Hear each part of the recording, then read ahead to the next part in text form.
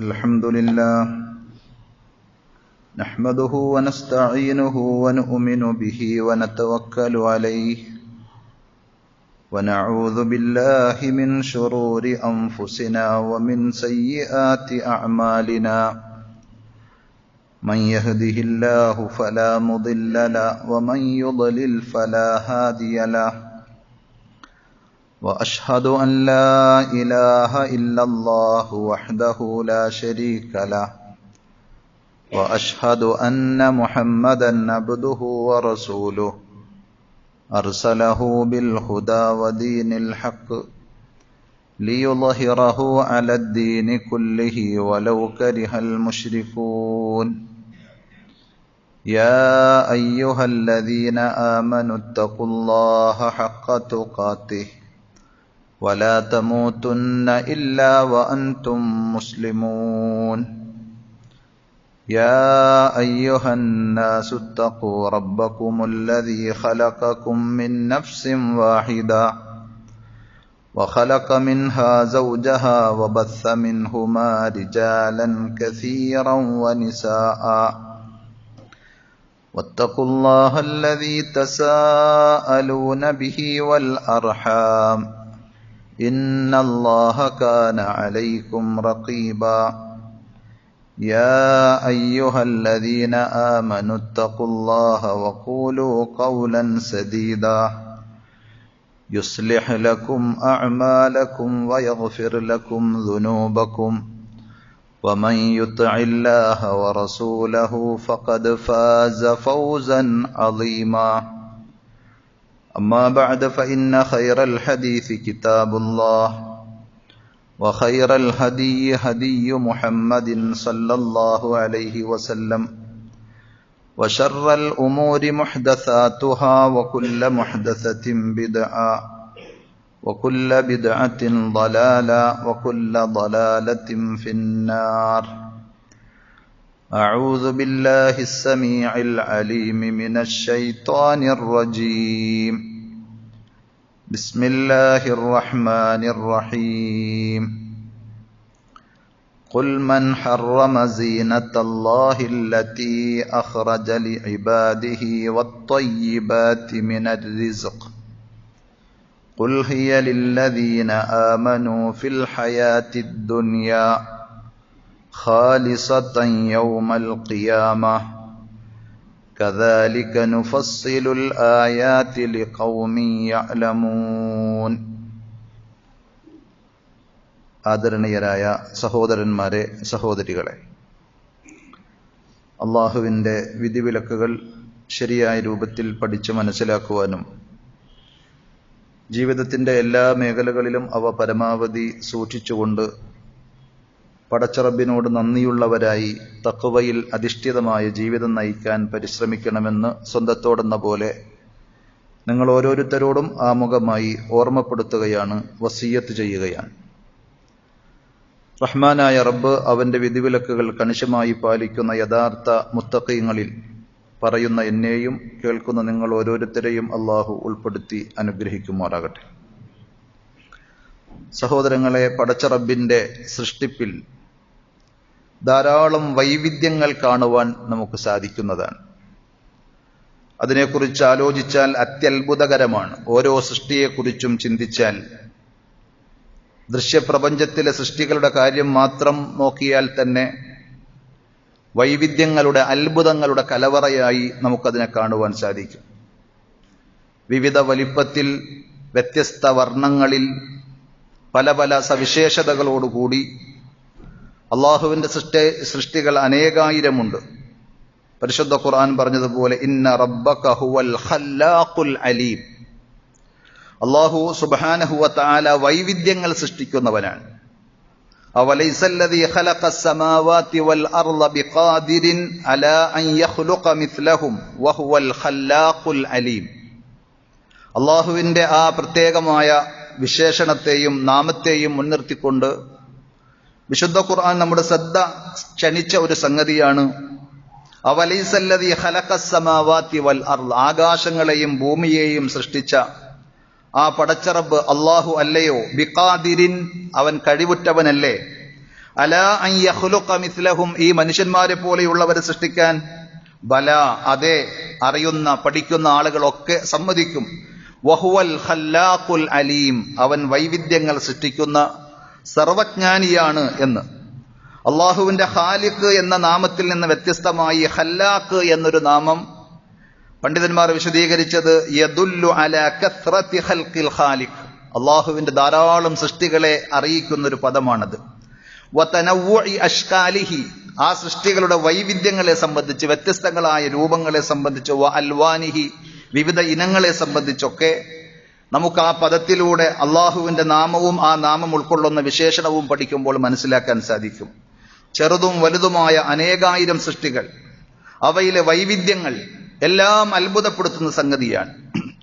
മനുഷ്യൻ എന്ന സൃഷ്ടിയെക്കുറിച്ച് മാത്രം ഒന്ന് ചിന്തിച്ചു നോക്കിയാൽ സുബ്ഹാനല്ലാഹ്, അള്ളാഹുവിന്റെ അത്യത്ഭുതകരമായ സവിശേഷതകളെയും കഴിവുകളെയും അംഗീകരിച്ചുകൊണ്ട് പടച്ചറബിനെ പ്രകീർത്തിക്കാതിരിക്കുവാൻ ഒരാൾക്കും സാധ്യമല്ലാത്ത രീതിയിൽ അത്ഭുതകരമാണ് ആ കാര്യങ്ങൾ ഓരോന്നും.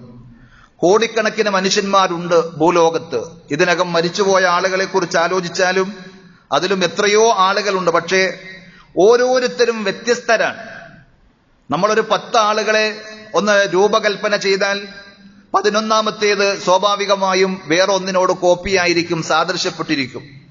പക്ഷെ കോടാനുകോടി മനുഷ്യന്മാരുണ്ടായിട്ട് ഒരു മനുഷ്യൻ മറ്റൊരു മനുഷ്യനെ പോലെ അല്ല, തികച്ചും വ്യത്യസ്തമാണ് എന്നത് രൂപത്തിൽ, പ്രകൃതത്തിൽ, ശബ്ദത്തിൽ. സുബ്ഹാനല്ലാഹ്, വർഷങ്ങൾക്ക് മുമ്പ് നമ്മൾ കണ്ട സഹോദരൻ ഇപ്പോൾ ഏതെങ്കിലും നിലക്ക് നമ്മളോട് സംസാരിക്കുകയാണെങ്കിൽ ആയിരക്കണക്കിന് കിലോമീറ്ററുകൾക്ക് അപ്പുറത്ത് നിന്ന് ഫോൺ ചെയ്താൽ ആ ശബ്ദത്തിലൂടെ നമ്മൾ തിരിച്ചറിയും അത് ഇന്ന വ്യക്തിയാണ് എന്ന്. അപ്പോൾ ആ ശബ്ദം പോലും വ്യത്യസ്തമാണ്, ഓരോരുത്തരുടെയും ഗന്ധവും വ്യത്യസ്തമാണ്. അതുകൊണ്ടാണ് പോലീസ് നായ്ക്കളൊക്കെ കുറ്റവാളികളെ കണ്ടുപിടിക്കാൻ വേണ്ടി പോകുമ്പോൾ ഒരു മണം മറ്റൊരു മണത്തിൽ നിന്ന് വേറിട്ട് കൃത്യമായി ഓരോരുത്തരെയും തിരിച്ചറിയുവാൻ പാകത്തിൽ അള്ളാഹു വൈവിധ്യങ്ങളെ സൃഷ്ടിച്ചിട്ടുള്ളത്. അതേപോലെ നമ്മുടെ വിരലുകളും കണ്ണുകളും കാതുകളും എല്ലാം വ്യത്യസ്തമാണ്. നമുക്ക് പ്രത്യക്ഷത്തിൽ എല്ലാം ഒരുപോലെ തോന്നുമെങ്കിലും ഓരോരുത്തരെയും കൃത്യമായി തിരിച്ചറിയാനുള്ള, ഐഡന്റിഫൈ ചെയ്യുവാനുള്ള അടയാളങ്ങളായി അള്ളാഹു സുബ്ഹാനഹു വ തആല സംവിധാനിച്ചിട്ടുണ്ട് എന്നറിയുമ്പോൾ ആ പടച്ചറബിന്റെ ഖുദ്റത്തറിയാനും ആ റബ്ബ് നമ്മെ വീണ്ടും സൃഷ്ടിക്കുമെന്ന് പറയുമ്പോൾ അതിലൊരു അത്ഭുതം കൂടാതെ പൂർണ്ണമായി സമ്മതിക്കുവാനും ഒക്കെ ഒരു വിശ്വാസിക്ക് സാധിക്കും. ഒരു ബുദ്ധിയുള്ള, വിവേകമുള്ള ഏതൊരു മനുഷ്യനും സാധിക്കുമെന്നതാണ് പറഞ്ഞതിന്റെ ചുരുക്കം. ഇതേപോലെ നമുക്ക് ചുറ്റും കാണുന്ന മരങ്ങളും ചെടികളും എല്ലാം ആലോചിച്ചാൽ അവയിലുണ്ടാകുന്ന പൂക്കളും കായ്കളും ഇലകളും ഒക്കെ എല്ലാം വൈവിധ്യങ്ങളാണ്, വ്യത്യസ്തങ്ങളാണ്. കാഴ്ചയിൽ മാത്രമല്ല, അവയുടെ ഗുണങ്ങളിലും അവയുടെ സുഗന്ധത്തിലും. ചിലത് നമ്മൾ പ്രത്യേകതരം സൗകര്യങ്ങളോടുകൂടി അല്ലെങ്കിൽ സവിശേഷതകളോടുകൂടി കാണുമ്പോൾ വേറെ ചിലത് അതിൽ നിന്ന് തികച്ചും വ്യത്യസ്തമായിരിക്കും. ചില ചെടികളുടെ ഇല വല്ലാത്ത സ്മെല്ല് നമുക്ക് ദാനം ചെയ്യുമ്പോൾ, നമുക്ക് നൽകുമ്പോൾ വേറെ ചിലത് ദുർഗന്ധമായിരിക്കും ഉണ്ടാവുക. ചിലത് ഉപകാരപ്രദമായ ഏതെങ്കിലും തരത്തിലുള്ള ഔഷധങ്ങളാണെങ്കിൽ വേറെ ചിലത് നമ്മെ കൊന്നുകളയുന്ന വിഷങ്ങളായിരിക്കും. ഇങ്ങനെ വ്യത്യസ്തങ്ങൾ നമുക്ക് കാണുവാൻ സാധിക്കും. ഇവ തിരിച്ചറിയുവാനും ആസ്വദിക്കുവാനും ഒക്കെയുള്ള ശേഷി നമുക്ക് റബ്ബ് നൽകി എന്നത് അതും വലിയൊരു നിഅമത്താണ്, റബ്ബിന്റെ അനുഗ്രഹമാണ് എന്ന കാര്യം നമ്മൾ പലപ്പോഴും ഓർക്കാറില്ല. സ്മെല്ലറിയാൻ പറ്റാത്ത സ്ഥിതി നമ്മളിൽ പല ആളുകളും പലപ്പോഴും അനുഭവിച്ച സംഗതിയാണ്. കൊറോണ കാലത്ത് അനുഭവിച്ച സംഗതിയാണ്. വേണ്ട, ശക്തമായൊരു ജലദോഷവും മൂക്കടപ്പും വന്നാൽ നമുക്ക് ജീവിതത്തിലെ പല സുഖങ്ങളും അവിടെ അന്യം നിന്ന് പോവുകയാണ്. നമ്മൾ കഴിക്കുന്ന ഭക്ഷണത്തിന്റെ രുചി പോലും നമുക്ക് കിട്ടുകയില്ല. ആ ഭക്ഷണത്തിന്റെ സ്മെല്ല് സ്വാഭാവികമായും അതിന്റെ രുചിയിലേക്ക് നമ്മെ ആകർഷിക്കുന്നുണ്ട്. ഇങ്ങനെ ഇതിലൊക്കെ പലതും അറിയാനും പഠിക്കുവാനും ചിന്തിക്കുവാനും ഉണ്ട് എന്നത് ആമുഖമായി ഞാൻ ചില കാര്യങ്ങൾ സൂചിപ്പിച്ചു എന്ന് മാത്രം. റസൂലുള്ളാഹി സ്വല്ലല്ലാഹു അലൈഹി വസല്ലം ഈ വസ്തുത, ഈ വ്യത്യസ്തങ്ങളായ വൈവിധ്യങ്ങളിലേക്ക് വിരൽ ചൂണ്ടിക്കൊണ്ട് പല പാഠങ്ങളും നമുക്ക് പറഞ്ഞു തന്നിട്ടുണ്ട്. ഒരു ഹദീസിൽ നമുക്ക് കാണുവാൻ സാധിക്കും, മസലുല്ലദീ യഖറഉൽ ഖുർആൻ, സത്യവിശ്വാസിയായ അള്ളാഹുവിന്റെ കലാമായ ഖുർആൻ പാരായണം ചെയ്യുന്ന വിശ്വാസിയെ സംബന്ധിച്ചും അല്ലാത്തവരെ സംബന്ധിച്ചുമൊക്കെ നബി സല്ലല്ലാഹു അലൈഹി വസല്ലം താരതമ്യപ്പെടുത്തി ഉപമിച്ച് വിശദീകരിച്ച ആ ഹദീസിൽ വിശ്വാസിയായ ഒരു മനുഷ്യൻ ഖുർആൻ പാരായണം ചെയ്യുന്ന ശീലമുള്ള, സ്വഭാവമുള്ള വിശ്വാസികളെ സംബന്ധിച്ച് നബി സല്ലല്ലാഹു അലൈഹി വസല്ലം പറഞ്ഞത് കൽ ഉത്റുജ്ജ, അയാളുടെ ഉപമ ഒരു മധുര നാരങ്ങയെ പോലെയാണ്. ത്വഅമുഹാ ത്വയ്യിബുൻ വരീഉഹാ ത്വയ്യിബ്, അത് നല്ല രുചികരമായ ടേസ്റ്റ് ഉള്ളതാണ്. അതേപോലെ അതിന്റെ ഗന്ധം ആസ്വാദ്യകരമാണ്, നല്ലതാണ്. അഥവാ അകവും പുറവും ഒരുപോലെ നല്ലതാണ്. വിശ്വാസി ഖുർആൻ പാരായണം ചെയ്യുക എന്ന സ്വഭാവം കൂടി ഉള്ളവളാണെങ്കിൽ. വല്ലദീ ലാ യഖറഉൽ ഖുർആൻ, എന്നാൽ വിശ്വാസിയാണ് പക്ഷേ ഖുർആൻ ഓതുന്ന ശീലമില്ലെങ്കിൽ നബി സല്ലല്ലാഹു അലൈഹി വസല്ലം പറഞ്ഞു കത്തംറ, ഈത്തപ്പഴം പോലെയാണ് അയാൾ. ത്വഅമുഹാ ത്വയ്യിബ്, അതിന് നല്ല ടേസ്റ്റ് ഉണ്ട്, പക്ഷേ വലാ റീഹ ലഹാ, അതിന് സുഗന്ധമില്ല. ഇതേപോലെ വമസലുൽ ഫാജിർ, വേറെ ചില ഹദീസുകളിൽ റിവായത്തുകളിൽ വന്നതുപോലെ വമസലുൽ മുനാഫിഖ്, കപടവിശ്വാസിയുടെ ഉപമ അല്ലദീ യഖറഉൽ ഖുർആൻ, ഖുർആൻ പാരായണം ചെയ്യുന്ന ഫാജിറായ അല്ലെങ്കിൽ കപടവിശ്വാസിയായ ഒരു മനുഷ്യന്റെ ഉപമ കമസലിർ റൈഹാന, ഒരു സുഗന്ധ ചെടിയെ പോലെയാണ്. അതിന് നല്ല സ്മെല്ലുണ്ട്. റീഹുഹാ ത്വയ്യിബ് വത്വഅമുഹാ മുർ, എന്നാൽ അത് വായിലെടുത്ത് വെച്ചാൽ നല്ല കയ്പായിരിക്കും. വമസലുൽ ഫാജിരി അല്ലദീ ലാ യഖറഉൽ ഖുർആൻ, എന്നാൽ കപടവിശ്വാസിയാണ്, തെമ്മാടിയാണ്, ഖുർആൻ പാരായണം ചെയ്യുന്ന സ്വഭാവവും അയാൾക്കില്ല എങ്കിൽ കമസലിൽ ഹൻളല, അയാളുടെ ഉപമ ഹൻളലയെ പോലെയാണ്. ഹൻളല എന്ന് പറഞ്ഞാൽ മരുപ്രദേശങ്ങളിൽ കാണുന്ന കൊടും കയ്പുള്ള സുഗന്ധമില്ലാത്ത ഒരു തരം ചെടിയാണ്, ഒരു തരം കായയാണ്. ആട്ടങ്ങ എന്നൊക്കെ മലയാളത്തിൽ അതിന് പരിഭാഷ പറയാറുണ്ട്. ത്വഅമുഹാ മുർറുൻ വലാ റീഹ ലഹാ, അതിന് കയ്പാണുള്ളത്, അതിന് യാതൊരു സുഗന്ധവുമില്ല. ഇങ്ങനെ സ്വഹീഹുൽ ബുഖാരിയിൽ സ്വഹീഹ് മുസ്ലിമിൽ ഈ ഹദീസ് നമുക്ക് കാണാൻ സാധിക്കും. അള്ളാഹുവിന്റെ സൃഷ്ടികളിലെ ഈ വൈവിധ്യങ്ങൾ, അതിന്റെ പല സവിശേഷതകളും ഉണർത്തിക്കൊണ്ട് നബി സല്ലല്ലാഹു അലൈഹി വസല്ലം നമ്മെ ഉണർത്തിയ ഒരു കാര്യമാണ്. ഈ പറഞ്ഞ കൂട്ടത്തിൽ സുഗന്ധത്തെ പ്രത്യേകം പരാമർശിച്ചത് നമുക്ക് കാണുവാൻ സാധിക്കും. സുഗന്ധം പൊതുവിൽ എല്ലാവരും ഇഷ്ടപ്പെടുന്ന സംഗതിയാണ്. വീട്ടിലാണെങ്കിലും വാഹനത്തിലാണെങ്കിലും നമ്മൾ ഇരിക്കുന്ന സ്ഥലത്താണെങ്കിലും ഒക്കെ സുഗന്ധം കിട്ടുന്നുവെങ്കിൽ അവിടെ ഇരിക്കാൻ നമുക്കൊരു മടുപ്പുണ്ടാവുകയില്ല, വെറുപ്പുണ്ടാവുകയില്ല, നല്ലൊരു അന്തരീക്ഷമായിരിക്കും. അതേപോലെ തന്നെ സംസാരവും പെരുമാറ്റവും ഒക്കെ അതുപോലെ ഹൃദ്യമാണ് എങ്കിൽ നമ്മുടെ മനം കവർന്ന് നമ്മൾ അവിടെ എത്ര വേണമെങ്കിലും ചെലവഴിക്കുവാൻ തയ്യാറാകും. ഇനിയും അത്തരം സദസ്സുകളിലേക്ക്, അത്തരം ആളുകളിലേക്ക് അവരെ കാണുവാനും അവിടെ കൂടുവാനും ഒക്കെ നാം ആഗ്രഹിക്കുകയും വീണ്ടും വീണ്ടും അതിന് നമ്മൾ ഓർക്കുകയും ചെയ്യാറുണ്ട്. വീടും പരിസരവും ഒക്കെ വൃത്തിയും സുഗന്ധവും നിറഞ്ഞതായിരിക്കണം എന്നതാണ് ഇസ്ലാമിന്റെ അധ്യാപനം. നമ്മുടെ വീടും പരിസരവും പള്ളിയും മുറ്റവും ഒക്കെ വൃത്തിയോടുകൂടി ഉണ്ടാകണമെന്ന് മാത്രമല്ല, അതിനും അപ്പുറം സുഗന്ധപൂർണമായ സുഗന്ധപൂരിതമായ ഒരു അവസ്ഥയുണ്ടാകണം. നമ്മുടെ വസ്ത്രവും നമ്മുടെ ശരീരവും എല്ലാം പ്രത്യേകം സൂക്ഷിക്കുവാൻ നബി സല്ലല്ലാഹു അലൈഹി വസല്ലം നിർദ്ദേശിച്ചിട്ടുണ്ട്. നിരവധി ഹദീസുകൾ ആ വിഷയത്തിൽ കാണുവാൻ സാധിക്കും. ഒരിക്കൽ നബി സല്ലല്ലാഹു അലൈഹി വസല്ലം പറഞ്ഞതായി ഇമാം ബസ്സാർ റഹ്മത്തുള്ളാഹി അലൈഹി ഉദ്ധരിച്ച അല്ലാമ ഇബ്നുൽ ഖയ്യിം റഹ്മത്തുള്ളാഹി അലൈഹി തന്റെ സാദുൽ മആദിൽ പ്രത്യേകം രേഖപ്പെടുത്തിയ ഒരു ഹദീസിൽ ഇങ്ങനെ കാണാം, ഇന്നല്ലാഹ ത്വയ്യിബുൻ യുഹിബ്ബുത് ത്വയ്യിബ്, അല്ലാഹു വിശുദ്ധനാണ്, അവൻ പരിശുദ്ധിയെ അല്ലെങ്കിൽ സുഗന്ധത്തെ ഇഷ്ടപ്പെടുന്നു. നളീഫുൻ യുഹിബ്ബുൻ നളാഫ, അവൻ വൃത്തിയുള്ളവനാണ്, വൃത്തിയെ ഇഷ്ടപ്പെടുന്നു. കരീമുൻ യുഹിബ്ബുൽ കറം, അവൻ ഔദാര്യവാനാണ്, മാന്യനാണ്, മാന്യതയെ അവൻ ഇഷ്ടമാണ്. ജവാദുൻ യുഹിബ്ബുൽ ജൂദ്, ഔദാര്യവാനാണ് അല്ലാഹു, ഔദാര്യതയെ അല്ലാഹു ഇഷ്ടപ്പെടുകയും ചെയ്യുന്നു. എന്നിട്ട് പറഞ്ഞു നബി സല്ലല്ലാഹു അലൈഹി വസല്ലം, ഫനളിഫു അഫ്നാഅകും വസാഹാതികും, നിങ്ങൾ നിങ്ങളുടെ വീടുകളുടെ മുറ്റവും പരിസരങ്ങളും ഒക്കെ വൃത്തിയാക്കണം. വലാ തശബ്ബഹു ബിൽ യഹൂദ്, ജൂതന്മാരെ പോലെ നിങ്ങൾ സാദൃശ്യപ്പെടരുത്.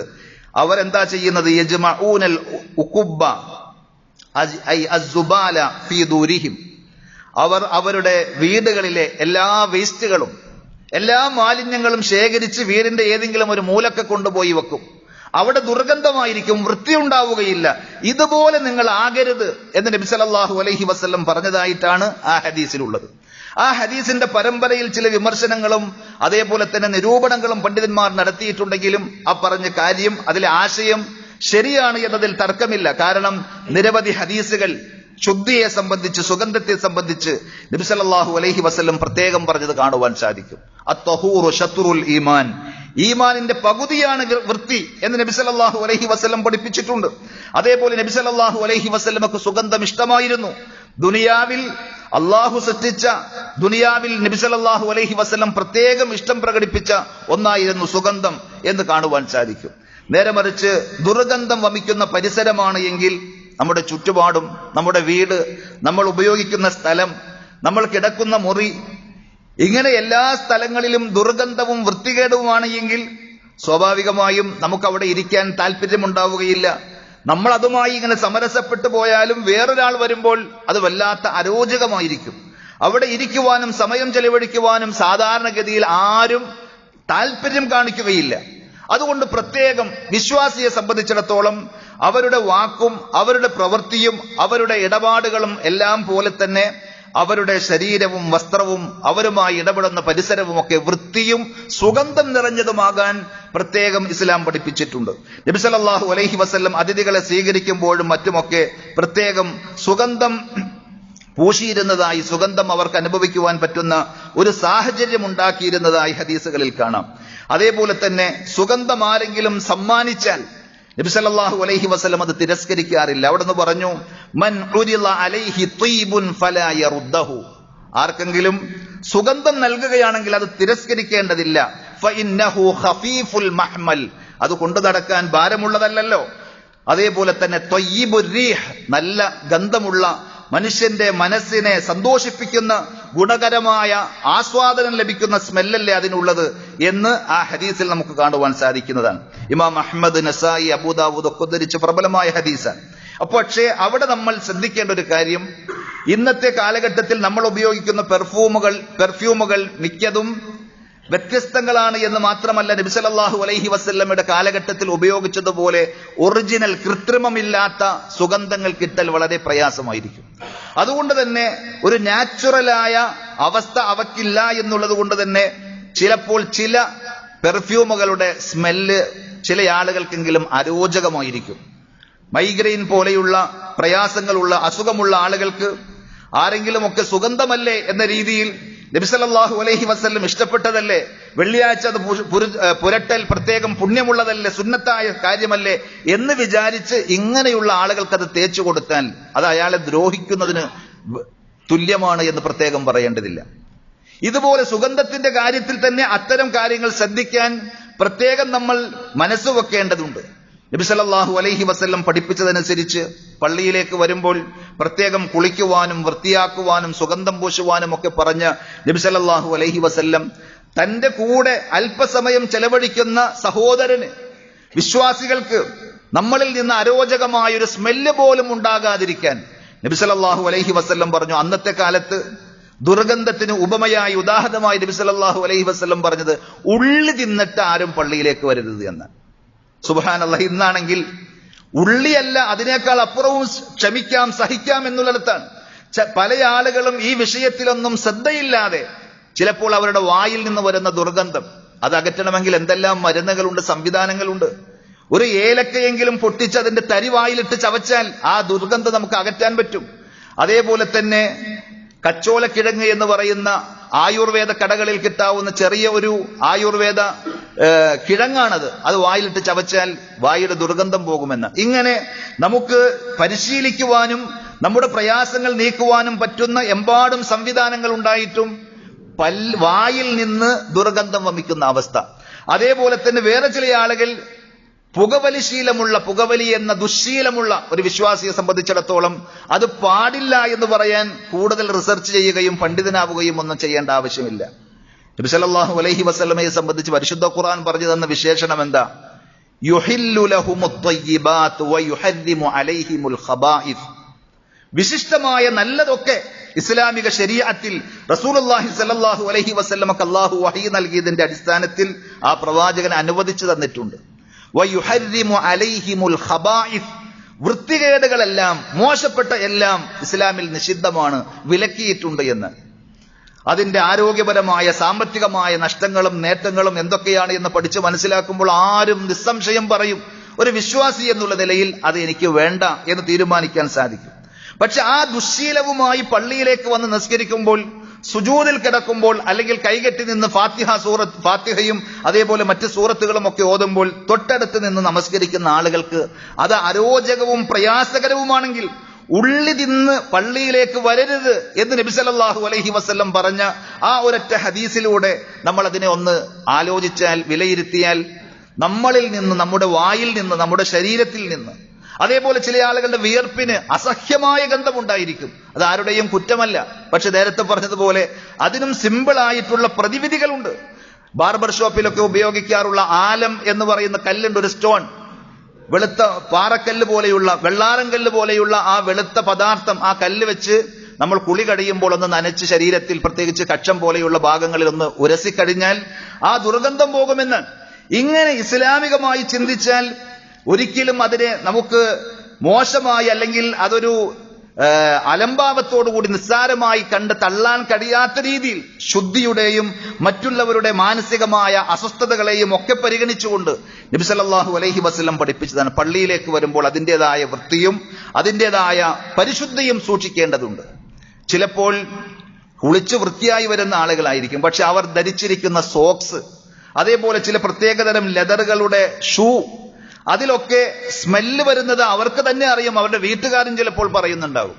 പക്ഷേ ആ സോക്സും ഷൂവും അഴിച്ചു വെച്ച് പള്ളിയിലേക്ക് കാല് കയറേണ്ടതിന് പകരം സോക്സിൽ തടവാമല്ലോ എന്ന ആ ന്യായവും വെച്ച് ഈ വൃത്തികെട്ട വസ്ത്രവുമായി ഒരാൾ വന്ന് നിസ്കരിക്കുമ്പോൾ അയാളുടെ ആ കാലിന്റെ ചോട്ടിലായിരിക്കും ബാക്കിൽ നിന്ന് നമസ്കരിക്കുന്നവന്റെ തല കൊണ്ടുപോയി വെക്കുന്നത്. അയാളുടെ മനസ്സ് എത്ര കണ്ട് വേദനിക്കുകയും പ്രയാസപ്പെടുകയും ചെയ്യുന്നുണ്ട് എന്നത് ആരും ചിന്തിക്കാറില്ല. ഇതൊക്കെ നിസ്സാര സംഗതിയായി നമുക്ക് തോന്നുമെങ്കിലും നമ്മുടെ ഇബാദത്തുകളിൽ തന്നെ വല്ലാത്ത കുറവ് വരുത്തുന്ന, ചിലപ്പോൾ സ്വർഗം തേടി സ്വർഗം മോഹിച്ച് വരുന്ന നമുക്ക് നരകം തേടി നരകം വാങ്ങിക്കൊണ്ടു പോകേണ്ടുന്ന ഒരവസ്ഥയിലേക്ക് പോകാൻ സാധ്യതയുള്ള പ്രയാസകരമായ സംഗതിയാണ് എന്നുള്ളത് പ്രത്യേകം നമ്മൾ ഓർക്കണം. ആ കൂട്ടത്തിൽ തന്നെയാണ് ഞാൻ നേരത്തെ പറഞ്ഞതുപോലെ സുഗന്ധം.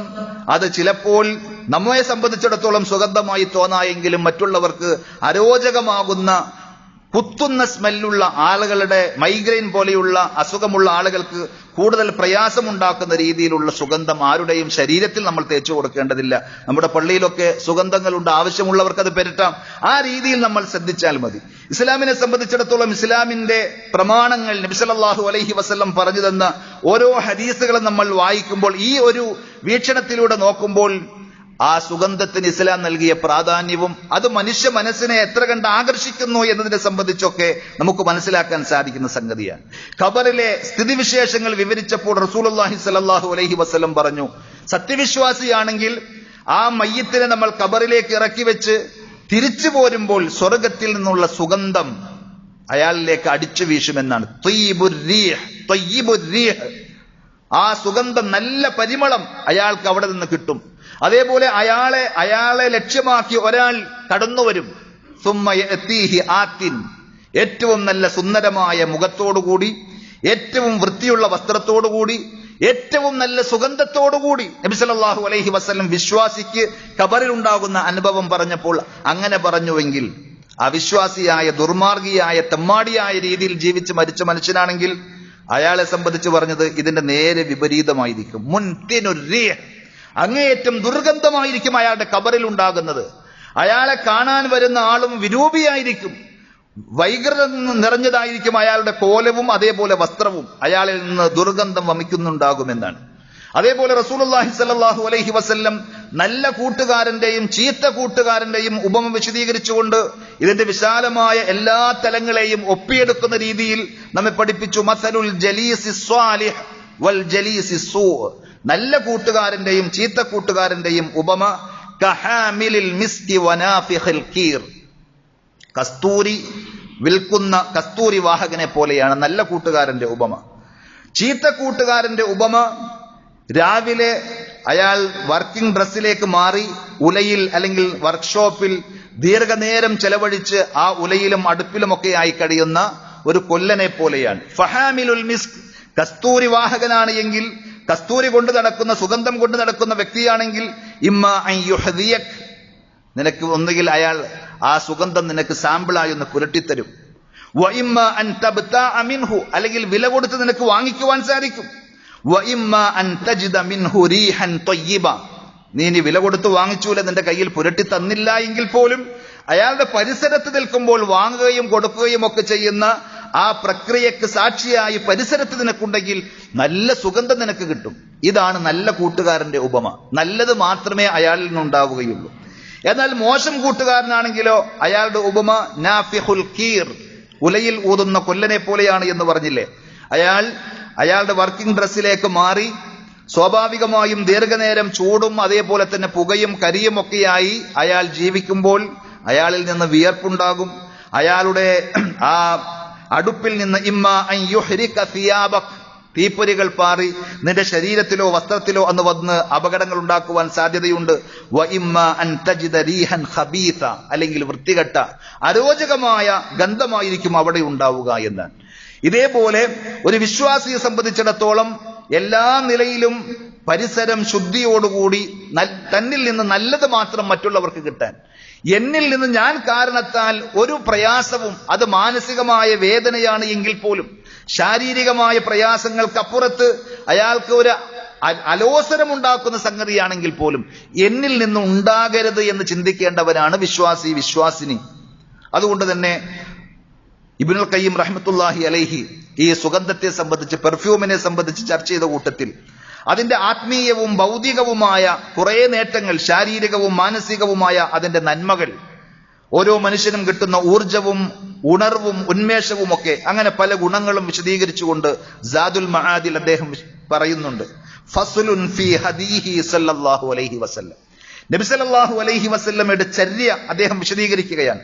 ഫീ ഹിഫ്ളി സിഹ്ഹതി ബിത്വയ്ബ്, സുഗന്ധത്തിലൂടെ ആരോഗ്യം സംരക്ഷിക്കുന്നതിൽ അതിന്റെ പങ്ക് എങ്ങനെയാണ് എന്ന് അദ്ദേഹം വിശദീകരിക്കുകയാണ്. എന്നാൽ അറിവില്ലായ്മ കൊണ്ടോ വേണ്ട പോലെ ആ വിഷയത്തെ ഗൗനിക്കാത്തത് കൊണ്ടോ നമ്മൾ പറഞ്ഞതുപോലെ ഈ പറഞ്ഞ വിഷയം വലിയ കാര്യമായി ശ്രദ്ധിക്കാറില്ല. നബി സല്ലല്ലാഹു അലൈഹി വസല്ലം പഠിപ്പിച്ചതനുസരിച്ച് ഇബ്നുൽ ഖയ്യിം റഹ്മത്തുള്ളാഹി അലൈഹി വിശദീകരിച്ച ആ കാര്യങ്ങളിൽ പ്രത്യേകം പറഞ്ഞു, അൽ മലായികത്തു തുഹിബ്ബുഹു, സുഗന്ധത്തെ അല്ലാഹുവിന്റെ മലായികത്തുകൾക്ക് ഇഷ്ടമാണ്. വശയാതീനു തൻഫറു അൻഹു, പിശാചുക്കൾ ആ സ്ഥലങ്ങളിൽ നിന്ന് ഓടി അകലും. അതേപോലെ തന്നെ വഅഹബ്ബു ശൈഇൻ ഇല ശയാതീനി അർറായിഹത്തുൽ മുൻതിന അൽ കരീഹ, പിശാചിന് ഏറ്റവും ഇഷ്ടമുള്ളത് ദുർഗന്ധമാണ്, ആളുകൾക്ക് ഇഷ്ടമില്ലാത്ത, ആളുകളെ അലോസരപ്പെടുത്തുന്ന ഗന്ധമാണ്. വഅർവാഹു ത്വയ്യിബ യുഹിബ്ബു റായിഹ അത്വയ്യിബ, നല്ല ആത്മാക്കൾ, നല്ല മനുഷ്യന്മാർ, അവർ സുഗന്ധം ഇഷ്ടപ്പെടുകയും ആഗ്രഹിക്കുകയും ചെയ്യും. വൽ അർവാഹുൽ ഖബീസ തുഹിബ്ബു റായിഹത്തൽ ഖബീസ, എന്നാൽ മോശം ആത്മാക്കളാണെങ്കിൽ അവർക്ക് സുഗന്ധമല്ല ദുർഗന്ധത്തോടായിരിക്കും ആഗ്രഹം, ഇഷ്ടം. അതുകൊണ്ട് തന്നെ നമ്മുടെ പരിസരത്തുള്ള ആളുകൾക്ക് മാത്രമല്ല നബി സല്ലല്ലാഹു അലൈഹി വസല്ലം പഠിപ്പിച്ചത്, മലായിക്കത്തുകൾ കൂടി നമുക്ക് കാണാൻ കഴിഞ്ഞില്ലെങ്കിലും നമ്മുടെ ഈ സദസ്സുകളിൽ, പള്ളികളിലൊക്കെ ഉണ്ടാകും. ആ സന്ദർഭത്തിൽ ഇന്നൽ മലായിക്കത തതഅദ്ദാ മിമ്മാ യതഅദ്ദാ മിൻഹു ബനു ആദം, ആദമിന്റെ മക്കൾ മനുഷ്യന്മാർക്ക് പ്രയാസകരമായതൊക്കെ, അത് മോശം സ്മെല്ലാണ് എങ്കിലും, മോശമായ വാക്കുകളാണ് എങ്കിലും, മലക്കുകൾക്കും അത് ശല്യമായിരിക്കും. ഈ ഹദീസ് പറയുന്നത് എപ്പോഴാ? നേരത്തെ ഞാൻ സൂചിപ്പിച്ച ഉള്ളി തിന്നുകൊണ്ട് നിങ്ങൾ പള്ളിയിലേക്ക് വരരുത് എന്ന് പറഞ്ഞ അതിന്റെ ഭാഗമായിട്ടാണ്. റസൂലുള്ളാഹി സല്ലല്ലാഹു അലൈഹി വസല്ലമക്ക് സുഗന്ധം ഇഷ്ടമായിരുന്നു എന്നതുപോലെ പ്രവാചകൻ സല്ലല്ലാഹു അലൈഹി വസല്ലമയുടെ പരിമളം സ്വഹാബികൾ വിശദീകരിച്ചത് ദുനിയാവിൽ കസ്തൂരിയേക്കാൾ വിലയുള്ള, മൂല്യമുള്ള പരിമളമായിരുന്നു നബി സല്ലല്ലാഹു അലൈഹി വസല്ലമയിൽ നിന്ന്. പ്രവാചകന്റെ കൈക്കൊന്ന് ഷെയ്ക്കാൻഡ് കൊടുത്താൽ ആ കയ്യിൽ സുഗന്ധമായിരുന്നു നമുക്ക് അനുഭവിക്കുവാൻ സാധിച്ചത്. സ്വഹാബത്തിനെ കുറിച്ചും പറയുന്നുണ്ട്. ഇബ്നു മസ്ഊദ് റളിയല്ലാഹു അൻഹു ഇദാ ഖറജ മിൻ ബൈതിഹി ഇലൽ മസ്ജിദ്, തന്റെ വീട്ടിൽ നിന്ന് പള്ളിയിലേക്ക് അദ്ദേഹം പുറപ്പെട്ടാൽ അയൽവക്കത്തുള്ള ആളുകൾക്ക്, ആ വഴിയിലൂടെ പോകുന്ന ആളുകൾക്ക് മനസ്സിലാക്കുവാൻ സാധിക്കുമായിരുന്നു എന്നാണ്. ഇബ്നു മസ്ഊദ് ഈ വഴിയിലൂടെ പോയിട്ടുണ്ട് എന്ന്. അങ്ങനെ അദ്ദേഹത്തിൻ്റെതായ പ്രത്യേക പരിമളം, അദ്ദേഹത്തിൻ്റെതായ ആ സുഗന്ധം അദ്ദേഹം സൂക്ഷിച്ചിരുന്നു. മതപരമായി പ്രത്യേകം പുണ്യമുള്ള സന്ദർഭങ്ങളുണ്ട്. ജുമുഅ ദിവസം കുളിച്ച് വൃത്തിയായി സുഗന്ധം പൂശി പള്ളിയിലേക്ക് നേരത്തെ വരാൻ നബി സല്ലല്ലാഹു അലൈഹി വസല്ലം പഠിപ്പിച്ചിട്ടുണ്ട്. അതേപോലെ തന്നെ പെരുന്നാളിന് ഈദ്ഗാഹുകളിലേക്ക് പോകുമ്പോൾ അപ്പോഴും പ്രത്യേകം പഠിപ്പിച്ചിട്ടുണ്ട്. ഇങ്ങനെ നിരവധി സന്ദർഭങ്ങളിൽ നമ്മുടെ ശുദ്ധിയും അതിനേക്കാൾ ഉപരി ആളുകൾക്ക് നമ്മളോട് അടുപ്പവും സ്നേഹവും തോന്നുന്ന, നമ്മളെ കേൾക്കുവാനും നമ്മളുമായി ഇരിക്കുവാനും ഒക്കെ സാധിക്കുന്ന ഒരു പരിസരം സൃഷ്ടിക്കുവാൻ പറ്റുന്ന രീതിയിലാണ് ഇസ്ലാമിന്റെ അത്തരം അധ്യാപനങ്ങൾ എന്ന് മനസ്സിലാക്കുവാൻ സാധിക്കും. അല്ലാഹു സുബ്ഹാനഹു വ തആല ദീനിന്റെ ചെറുതും വലുതുമായ എല്ലാ കാര്യങ്ങളും കൃത്യമായി മനസ്സിലാക്കുവാനും അത് ജീവിതത്തിൽ ഉൾക്കൊള്ളുവാനും നമുക്കെല്ലാവർക്കും തൗഫീഖ് നൽകി അനുഗ്രഹിക്കുമാറാകും.